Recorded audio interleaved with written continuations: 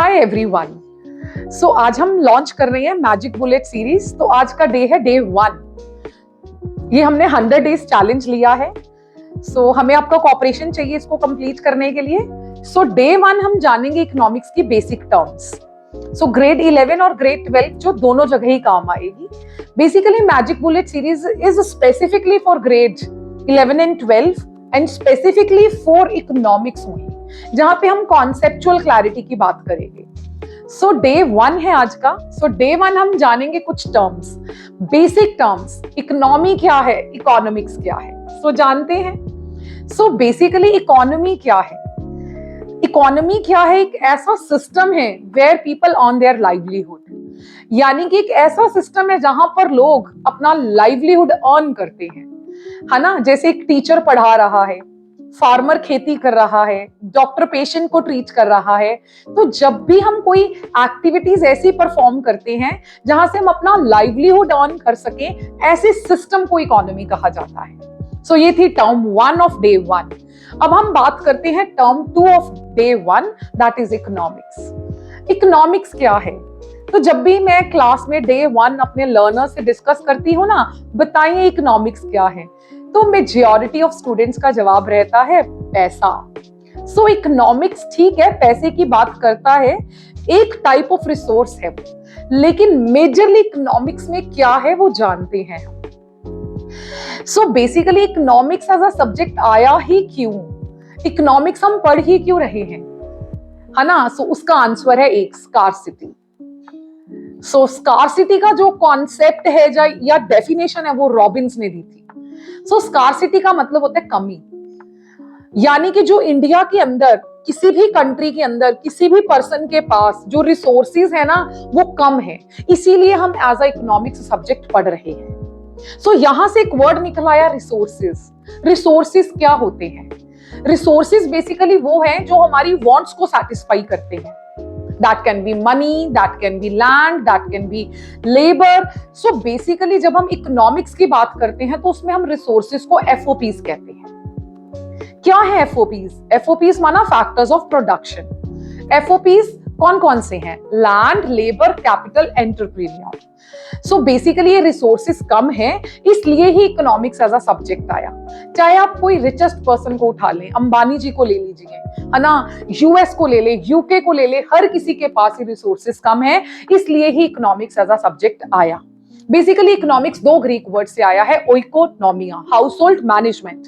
मतलब इकोनॉमिक्स की पढ़ाई जो है वो हाउस होल्ड मैनेजमेंट इसका मीनिंग है, यानी कि घरों में भी यूज की जाती थी, क्योंकि घरों में भी रिसोर्सेज कम होते हैं। तो बेसिकली हम अपने रिसोर्सेज को किस तरीके से यूज कर रहे हैं उसको भी इकोनॉमिक्स कहते हैं। सो अब मैं आती हूं मुद्दे पे। Economics is made up of 3 words. Basically 3 words हम कह देते हैं, लेकिन ये डेफिनेशन से की वर्ड्स निकाल दिए, तो इसलिए मैंने इसको बोल दिया 3 वर्ड्स, और कोई लॉजिक नहीं है। नंबर 1 क्या है? Unlimited wants. Number 2 limited resources, and number 3 we have to make a choice, है ना। तो ये जानते हैं इसका मतलब। हम इकोनॉमिक्स, मैंने बोला 3 वर्ड से बनी है, 3 ही लेवल पे पढ़ेंगे, यानी कि 3 नंबर हमारा फेवरेट हो गया। 3 लेवल कौन कौन से हैं? Consumer, producer, government. तो मैं इसको एक छोटी सी एग्जांपल से समझाऊंगी। सबसे पहले कंज्यूमर इकोनॉमिक्स कैसे यूज करता है ना। देखो मैंने क्या बोला, economics is made up of 3 words, unlimited wants, limited resources, and we have to make a choice. क्यों चॉइस करना है जानते हैं। सपोज आपके पास 1000 रुपीज है, आपके पेरेंट्स ने आपको pocket money the and you were so happy कि आज तो कुछ अच्छा खाएंगे, तो आप डोमिनोज चले गए। तो वहां जाके देखिए इतनी सारी आइटम्स, बहुत सारी चीजें खाने का मन किया, है ना। तो काश तो रहता ही है ना हम सबकी लाइफ में। तो वो क्या था? काश, अनलिमिटेड वांट्स।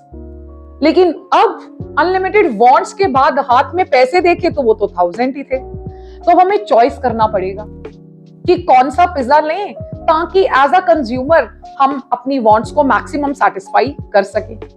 और यही 1000 रुपीज लेके अगर हम किसी और शॉप पे जाते, माना स्टेशनरी की शॉप पे जाते, तो हम रिसोर्सेज को वहां भी यूटिलाइज कर सकते थे।